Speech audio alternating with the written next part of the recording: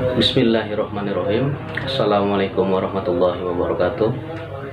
Asyhadu an la ilaha illallah wahdahu la syarikalah wa asyhadu anna Muhammadan abduhu wa rasuluh la nabiyya ba'dah. Baik.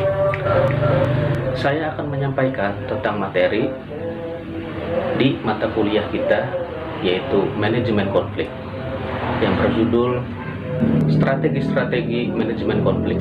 Di sini ada 5 strategi manajemen konflik. Yang pertama yaitu accommodating. Accommodating apabila kita di suatu lingkup masyarakat memiliki sebuah konflik di antara tetangga maupun dengan teman maupun di lingkungan sekitar kita, dengan lebih ekstrim lagi misalkan tokoh masyarakat, ataupun bisa dengan di bawah kita, dimanapun lah kita memiliki konflik. Apabila kita tidak menemui sebuah konklusi atau sebuah keputusan, maka di antara kedua individu itu harus mempunyai salah satu pihak sebagai mediasi atau orang yang dihormati oleh salah satu pihak ini. Misalkan di sini ada konflik dengan tetangga kita, maka kita harus mencari solusinya. Apabila tidak menemukan solusi di antara kedua belah pihak, atau misalkan saling bersitegang, kita ketika lewat depan rumahnya kemudian ada pandangan-pandangan yang tidak enak, kemudian kita mencoba ngobrol juga tidak menemui hasil yang pas, maka di situ kita harus mencari solusi dengan cara accommodating. Accommodating yaitu mencari orang yang paling dihormati oleh orang ini. Misalkan kita ngobrol dengan orang tuanya, ataupun misal kita dengan tokoh masyarakat, kita curhat dengan orang yang paling dihormati oleh orang ini. Pak, punten, saya di sini punya masalah dengan tetangga saya ini. Kebetulan sudah 3 hari misalkan tidak menemui hasil. Punten Pak, tolong tengah-tengahi gitu, apa misalkan tolong Pak diutarakan permintaan maaf saya ini kepada beliau, apa gimana. Nah, orang ketiga ini yaitu menciptakan suatu kedamaian di antara kedua belah pihak. Inilah yang dinamakan strategi accommodating. Kemudian strategi yang kedua yaitu avoiding. Avoiding yaitu sistem mengalah.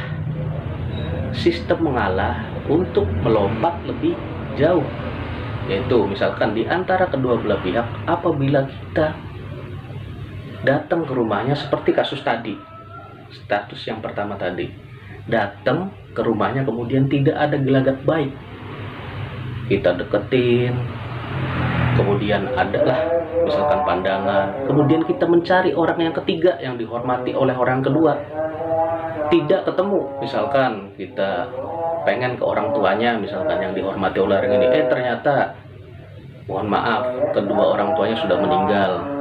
Ataupun kita mencari misalkan orang yang paling dihormati seperti tokoh agama, kuwu misalkan kepala desa, ternyata kuwu kepala desa juga tidak bisa mendamaikan.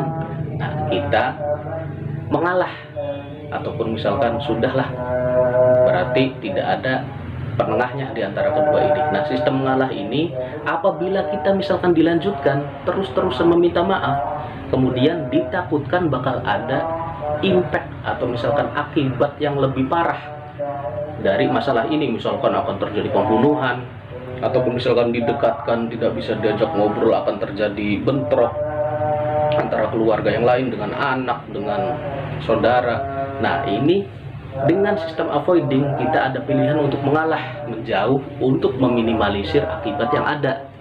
Nah, disinilah sistem strategi manajemen konflik yang kedua, yaitu avoiding.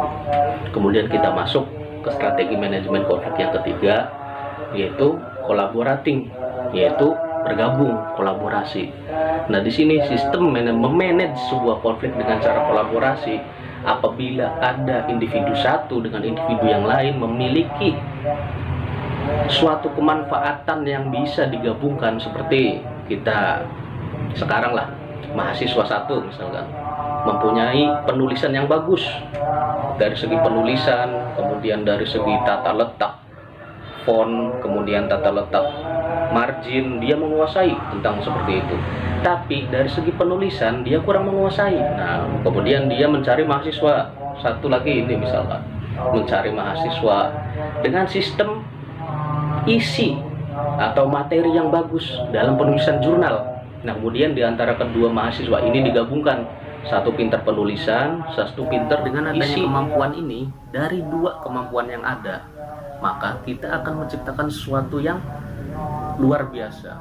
Mungkin bisa akan tembus ke jurnal nasional, bahkan wallahu alam akan tembus ke jurnal internasional dengan adanya sistem penulisan yang bagus, dengan adanya sistem materi yang mumpuni. Nah, dari sistem kedua ini akan menciptakan sebuah teori kolaboratif. Nah, kemudian kita akan masuk ke teori yang keempat, yaitu teori manajemen konflik dengan strategi compromising. Nah, compromising ini berarti dari segi katanya kita bisa melihat kompromi lah. Di sini misalkan dari strategi konflik ada sebuah perusahaan, misalkan dua perusahaan ini otomatis akan mengarah ke arah keuntungan yang berlipat. Bagaimana mencari keuntungan dari perusahaan satu ini? Misalkan diadakan sebuah perjanjian lah atau MOU. Pasti dari kedua perusahaan ini ingin mengambil keuntungan sebanyak-banyaknya. Perusahaan A ingin mengambil keuntungan ke perusahaan B, otomatis perusahaan B juga akan mengambil keuntungan yang banyak dari bagaimana caranya mengambil keuntungan di perusahaan A. Nah, disinilah makanya dipakai strategi compromising. Nah, compromising ini yaitu dengan adanya kompromi.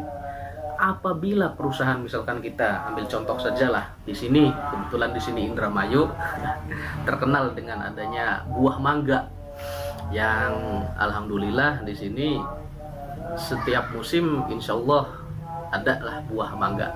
Nah, ada petani mangga, kemudian ada pabrik pembuatan sirup.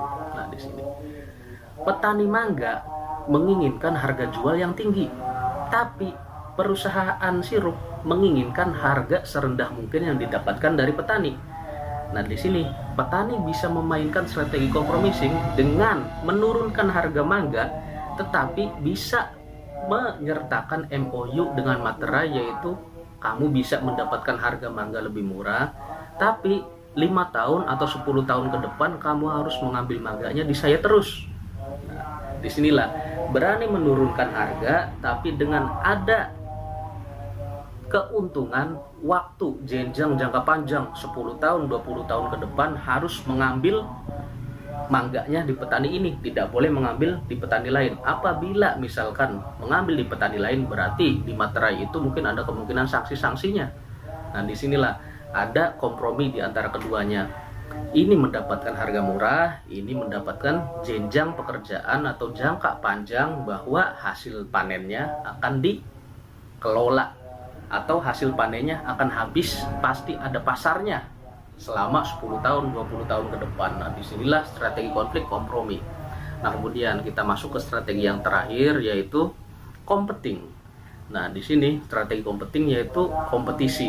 Bagaimana terjadi sebuah perusahaan atau misalkan sebuah individu ingin meningkatkan kadar kualitas dengan cara, misalkan kita posisikan di sini sebagai pemilik perusahaan atau tanda kutip bisa dibilang bos lah. Bagaimana bos ini ketika melihat perusahaannya menurun, bagaimana caranya meningkatkan kadar kualitasnya dengan cara kompetisi.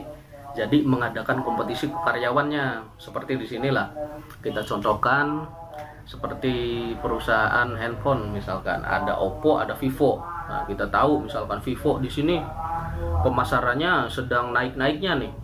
Dengan adanya baleho di jalan di mana-mana, kemudian ada maskot, ada boneka tuh yang gerak-gerak di pinggir jalan tuh. Nah, itu dari segi penjualan Vivo dengan adanya promosi yang begitu gencarnya, Vivo naik.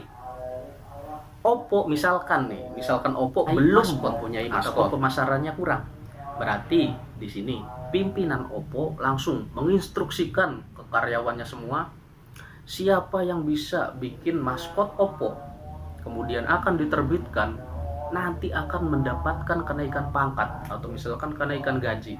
Nah, sistem kompetisi seperti ini yang dilakukan oleh pimpinan atau misalkan pimpinan perusahaan itu berarti akan ada persaingan di antara karyawan. Ada karyawan yang naik, ada karyawan yang turun, yang kalah ini. Yang kalah mungkin ya dipandang kurang kreatif.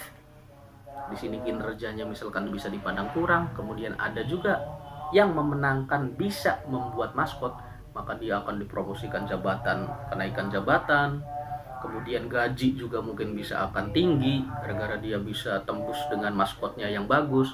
Nah, dari sistem kompetisi ini ada menang, ada kalah, ada yang dirugikan, ada yang diuntungkan.